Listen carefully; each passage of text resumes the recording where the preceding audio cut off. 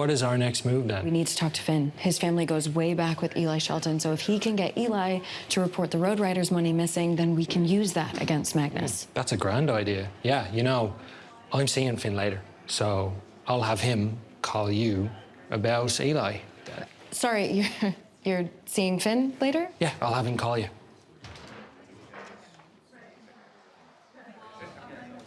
Hey, you guys doing okay? I truly don't understand it.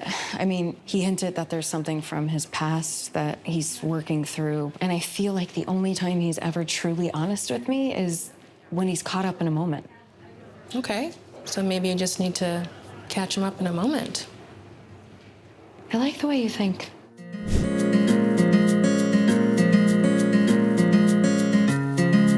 I'm always nervous to like meet people when I'm having a new love interest, because it is like a weird blind date, and you're kind of like, I hope they like me. Yeah. I remember we were having like a big cast dinner, and we had spoken on like Zoom and stuff, but like we met for the first time at this dinner. He was late, which I found out later he wasn't really late. He was just Nervously waiting in my car. sitting in his car. Yep. And then, yeah, we met. We did. And I basically was like, we're gonna be friends, whether you like it or not. Yeah, it worked out in the end.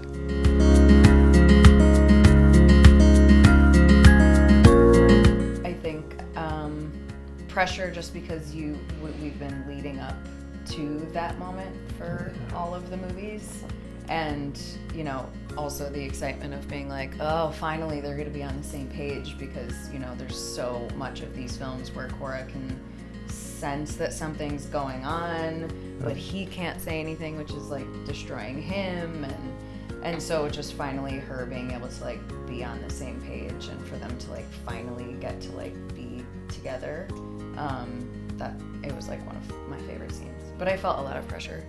Yeah, we were really looking forward to it. Yeah. Because when you film, like, you're filming all these scenes back to back, filming the whole first two movies, you're doing full days of just like wanting to say one thing. Your character has like an internal thing that they want to say, and then they're not saying it. It gets pretty frustrating after a while. You're like, I just want to do a scene where we can just be honest with each other. And when that happens, like, so for us as actors as well, it was kind of like this big, oh, yeah, finally.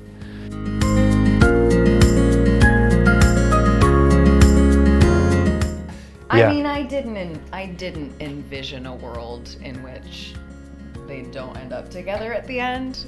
Like, I don't know, because I always watch Hallmarks and romance movies, and I know that there's usually a happy ending. But being that this was so different from Hallmark, I was like, well, maybe like Liam's redemption is going to be that he like sacrifices himself to save Finn and Cora, and then, you know, maybe he becomes like an angel or something. So I didn't know, but obviously reading the script, I did. Yeah, I was terrified. I was like, if you don't do a good job throughout this whole filming, then you're gonna change that ending and just have you go right over the waterfall. Yeah. I was like, there we go.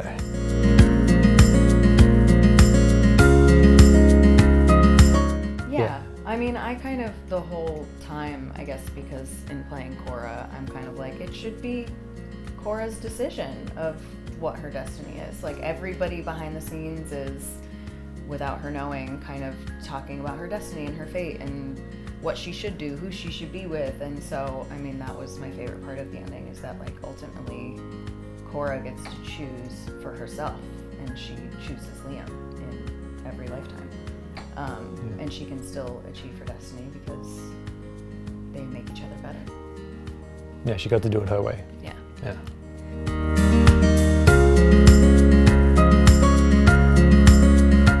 There's angels, and they're capable of anything, so. I think she was talking about magic here. That kind of magic. And in the show, it feels like the possibilities are kind of endless. Yeah. I mean, I have ideas. Yeah. You can tell them if you want. No, I mean, manifest it. Yeah, I mean, it would be fun to do more, and I mean, maybe like have it shift, because we loved all of the Ireland stuff so much. So like my thoughts were like, if they had to go back to 1844 Ireland for some reason, and somehow Aegon messes something up where they were supposed to both be able to keep their modern day memories, so that they like knew that they're both together, and but something happens and Liam doesn't have any of his modern memories, but Cora does, and then she has to be kind of like Outlander. She has to be like a modern woman back in 1844, but you know, modern woman who's a cop and all that. I don't really know where it goes from there, but I'm like, I feel like that could Flip the script. flip the script Yeah, a do it a little bit. Yeah. I get to be clueless for once. Yeah, so then Nice. Cora can like feel Liam's pain Yeah. a little bit. Thank you. Yeah, you're welcome. I like that. No, us about I'm that. in trouble about this. Yeah, I'm new to the romance genre as a participant, but also as a viewer. So I'm learning, but I have very small knowledge. What's the one? What are some that you have seen? You've seen a very important one. I've seen About Time. I've watched that Which- a ton of times. That's Incredible. relevant. awesome. Relevant. But it has the time travel-y sci-fi aspect, Yeah. which is always, and sci-fi is my genre. That's what I Yeah. tend to go to. So I don't know, maybe more love stories in space. Can we do that? Like, can Ripley fall in love with the alien or something? Then I'm there. You know? Yeah, but they're like, you know, some staple ones, because I think after these come out, you do have many rom-coms in your future.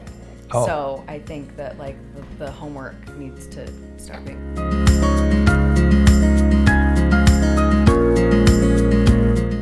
There have been no discussions, but I love Christmas, so I'm open. It'd Live be in Nashville. Let's do like a Nashville. Listen, if they did that, I would love to work at home. So that would be so much fun.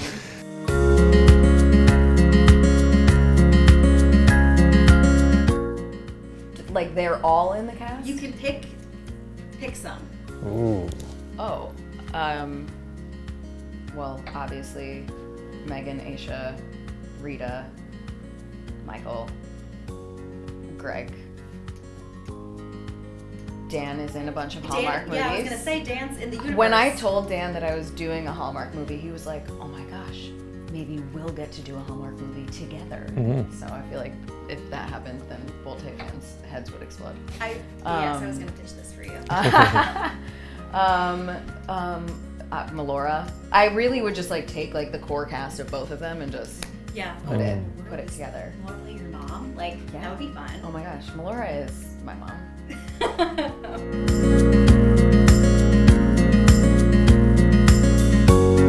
I mean, there are so many lines that he says that I feel like girls everywhere Swoon. are going to swoon for. I mean, list them.